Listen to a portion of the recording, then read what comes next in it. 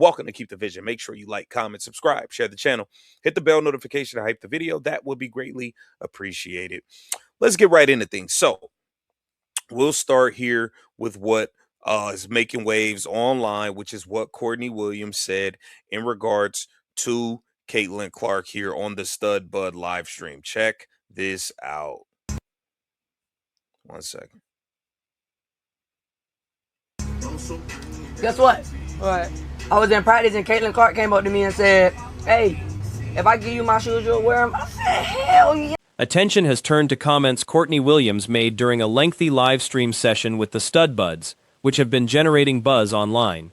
During the broadcast, Williams described an exchange she had with Caitlin Clark at practice, where Clark reportedly offered to send her a pair of her signature shoes. Williams said she eagerly accepted, requesting every bright colorway available, and Clark agreed to send them all. The moment was framed as a genuine friendly gesture between the two players, a contrast to some of the more contentious storylines that have surrounded Clark elsewhere in the league. Yeah, I need every fucking color. What's up? I said, I need all the bright colors. She said, I got all the bright colors for you. I'm going to send you everything. Look, see, that's what happens when you a real one. Shout out to Stud Buds. Stud Buds. Shout out to Courtney Williams for never being a hater, never trying to get into the victim Olympics and throw all this racial stuff at Caitlin Clark. Shout out to Courtney Williams. She's held it down. She told the other WNBA players, if random accounts are saying mean things to you. Williams has also been credited for previously advising other players to simply block negative or provocative social media accounts rather than engage with them. Other players jumped into the conversation as well, with someone else asking to be included in getting a pair, joking about their shoe size and asking not to be forgotten when the release happens. It appears several players are hoping to be part of the rollout once Clark's signature sneaker line launches. Separately, attention turned to Clark's photographer, who posted that she had not received official credentials for this year's All-Star festivities, despite having covered the event previously. WNBA players, if random accounts are saying mean things to you on social media, just block them. Block them and go on about your day. Courtney Williams about to be in on the Caitlin Clark sneaker deal. I'm telling you. I said, oh my mama, that'll be my new shoe. I'm about to wear them bitches. You send me all her new drops, nigga. What? Hello. He said, hello. Size 9. Don't forget about me. Size 9 over here. Bitch, I would wear all them bitches. Faithfully, that'll be my new shoe. I swear to God. The post framed this as an example of the league failing to properly accommodate people close to Clark. Commentary suggested this kind of friction may be part of why Clark has skipped certain non-mandatory events like the three-point contest. Regardless, the photographer later posted that she'd made it into the arena and was with Clark at the event, suggesting the situation worked out despite the initial credentialing issue. The discussion then shifted to broader criticism of media coverage surrounding the 1BA. That'll be my new shoe, I swear to God. I said, man, send me all them bitches. What? You know I just be wearing my GT cup?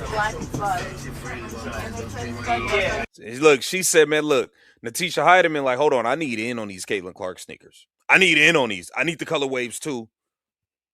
Don't forget about me. I don't blame you, Natisha Heidemann. I want to get in on it too. All them bitches, I wear all them bitches. They look wrong. So, it looks like Courtney Williams. One commentator argued that much of the mainstream sports media, including major shows and networks, largely ignores 1BA game coverage itself and instead focuses on off-court storylines and controversy, arguing that's simply what draws audience interest. He suggested that outlets amplify manufactured drama rather than substantive basketball analysis because that's what performs well with viewers. That discussion connected to a recent USA Today column by longtime sports columnist Nancy Armour, who has written for years arguing that WNBA talent and competition deserve to be taken seriously alongside men's basketball. In her most recent piece, Armour argued there is a subset of Clark's fanbase that includes people with white nationalist views, and suggested this presents real safety concerns within the league's current environment. So, it looks like Courtney Williams will be in on the Caitlin Clark sneaker get down. That's fire. That is very, very fire. But in some other news, we got to get to this, okay? Bree, who is Caitlin Clark's like official photographer or whatever, she had put this up. She said, I didn't get credentialed for WNBA All-Star this year. Here's my favorite picture from last year. Okay, WNBA being petty. And The response to that argument was strongly negative, with the commentator calling the claim a stretch and questioning what practical connection was being drawn between Clark's on-court disputes with officials and safety risks for opposing players. He characterized the column as one of the weaker pieces of WNBA commentary he'd come across recently. Nearly a week has passed since Caitlin Clark was excluded from the USA Olympic roster, and the topic still dominates sports conversations. Athletes and fans nationwide continue sharing their reactions to the young star. And this is why Caitlin Clark has been no-showing all y'all major events like the three-point shootout and all of that stupid stuff that she don't want nothing to do with. She's sick of y'all playing games. Y'all didn't even want to give Bree credentials for All-Star. But you know what? Caitlin Clark said, damn you, she's with me. I get her credentialed my damn self. Take a look at this. Bree posted this, found my girl at Caitlin Clark 22. So it looks like Bree is being all taken care of, even though the WNBA wanted the banner. Basketball legend and NBA Hall of Famer Julius Erving recently weighed in during an appearance on Fox News, offering his own perspective on the situation. Reports indicate that Erving actually backs the decision to leave Clark off the roster, though he grounds that stance in a reasonable explanation rather than dismissing her talent. The exclusion has split public opinion sharply. Many consider it one of the most baffling calls in recent sports history, arguably hard to top in terms of sheer absurdity, at least from one common viewpoint. Even though the WNBA wanted the banner and keep her out and not give her credentials, and all of this stuff. Pardon me 1 second. They didn't want to give her credentials, and it's ridiculous, but it does not matter because Caitlin Clark took care of it as she always does. The league is a joke. I mean, it is what it is, man. KC absolutely went in on all of the hate that Caitlin Clark has been getting. Let's take a look at that. However, coverage notes that Erving falls into a different camp. Unlike critics who claim Clark simply isn't good enough for the roster, his reasoning points toward this actually being a manageable, even beneficial situation for the rookie long-term. According to Erving, Clark will likely have opportunities to compete in the next 3 Olympic cycles, which he considers more than sufficient given the risks tied to this particular tournament. International competition operates at a different intensity than the WNBA, far more physical and demanding. Absolutely went in on all of the hate that Caitlin Clark has been getting. Let's take a look at that. What league is Shanae Gwumake? What league is she watching? She damn sure can't be watching the pretend basketball in the WNBA, which is perfectly fine because I don't think most people at ESPN are watching the WNBA. If they were, they would be talking about it. And there is a reason that First Take, there is a reason that Clark has been on a non-stop run of success, from her dominant NCAA career straight into her current WNBA season, which hasn't even concluded yet. Being a first-year player, regardless of gender, comes with inherent challenges.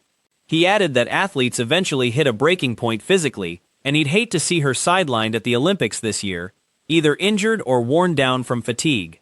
His suggestion was essentially to pump the brakes a little. Irvin went on Fox News and sat down with him, and he had some things to say in regards to Caitlin Clark being left off the team. It's being reported that Julius Erving supports Caitlin Clark being left off Olympic roster, but shares the legit reason why. Caitlin Clark being left off of the USA women's basketball roster for the upcoming Paralympics has caused a division of opinion. Either it's one of the most ridiculous decisions in the history of modern sports, which I think it is, bro. There ain't too many. She's already landing endorsement deals, making a real impact on the sport, and has been outstanding overall.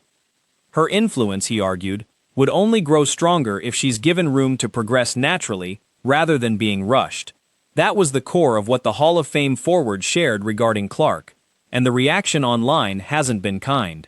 Fans have been fairly harsh in the comment sections. of modern sports, which I think it is, bro. There ain't too many things that's topping Caitlin Clark being left off the Olympics team. That's just my own personal opinion. But the article goes on to say NBA legend Julius Erving finds himself in the latter camp, but unlike many claiming that Clark doesn't deserve a spot on the Olympic team because he shared legit reasons why it's not necessary, a bad situation for the WNBA rookie. I'm interested to see what he has to say after this. I think that she's probably going to be a part of the next 3. Clark's supporters clearly wanted her included on the roster regardless of the reasoning. There's understanding around her rookie status, but many still feel her presence alone makes the game more exciting to watch. Including her would have signaled real investment in the league's future and a commitment to building her up as a face of the sport going forward. As things currently stand, though, the league's support for her feels inconsistent at best. She's probably going to be a part of the next 3 Olympics team, and 3 will be plenty because there's a risk associated with being a part of this particular Olympic team. The world plays a different game than the WNBA. Much more physical, much more trying. She's been going straight through on a juggernaut with her NCAA success and also in the WNBA season so far, which is not even over. It's the first year for a young player, male or female, it don't matter, and it's always tough. He continued by saying, you hit a wall at some. Switching topics, the Indiana Fever picked up an impressive win recently, though Clark personally struggled during the game. Despite the team's success, most of the post-game conversation centered on Clark staying behind afterward, skipping the celebration to instead get up extra shots. At some point, I just hate to see her in the Olympics this particular year, sitting over on the bench, hurt or injured or tired and hitting the wall. So slow your roll a little bit. She's doing commercials. She's doing things that are making a difference in the game, and she's been tremendous. She'll make an even greater difference if she's allowed to let things happen when it's supposed to happen. That is what Basketball Hall of Famer Julius Erving had to say about Caitlin Clark. And that reaction reads as a positive, though, a clear sign of her commitment to the craft, reinforcing the professionalism she's shown throughout her rookie year. Reports describe her post-win routine as reflecting serious dedication. The Fever beat the Atlanta Dream 91-84 in a hard-fought contest, though Clark's individual performance fell short of her usual standard. She committed roughly 7 turnovers and finished with just 7 points, shooting 3 of 11 overall, along with 6 assists and 4 rebounds. Ball Hall of Famer Julius Erving had to say about Caitlin Clark, and they ain't going for none of that in the comment section, bruh. I hate to say this, they on his butt right now. Caitlin Clark fan base ain't trying to hear none of that, bruh. They wanted her on the Olympics team. Hell, I even wanted her on the Olympics team. I can understand she's being a rookie and all that, but at the end of the day, bruh, Caitlin Clark make the game that much fun to watch. Just having her out there, I believe, would have been just tremendous on their part in showing their dedication and the way they're looking to the. Even with the win secured, she didn't head home right away.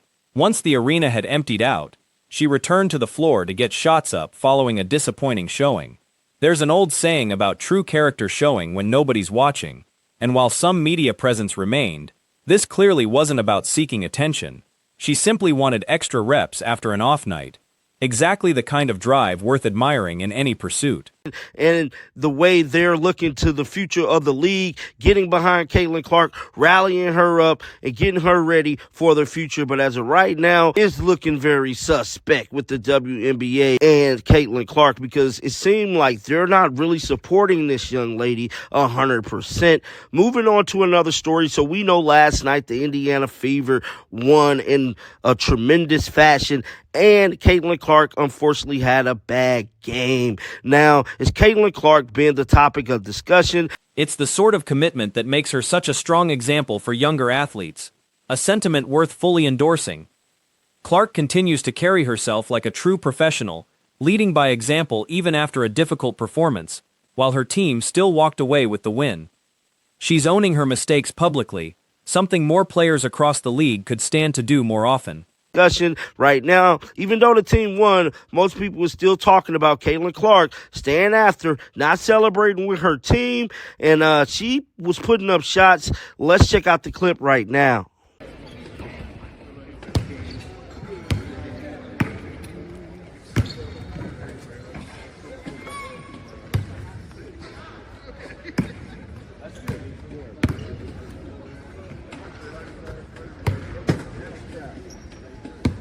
Unfortunately, a number of WNBA players have been openly critical of her, which feels unnecessary given she simply wants to focus on playing basketball. There's also been recent attention on Clark's own comments addressing the racially charged discourse surrounding her name, a topic currently spreading widely online.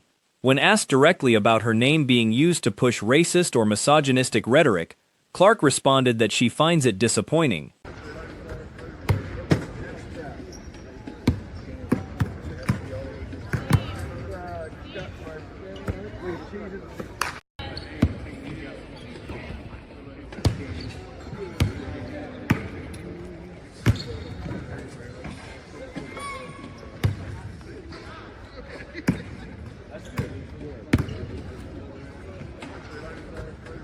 That was Caitlin Clark immediately after the Fever and Dream game, taking on a few shots, taking responsibility for her performance last night. She emphasized that everyone in the basketball community deserves equal respect, including every woman in the league, and that her name should never be tied to those kinds of agendas. She called it unacceptable, noting that this league is one she grew up admiring, with several of its veteran players serving as personal role models who inspired her path toward this moment. Treating every woman in the league with equal respect, she said, is simply a basic human standard, being kind and treating others the way you'd want to be treated, something she views as straightforward and simple.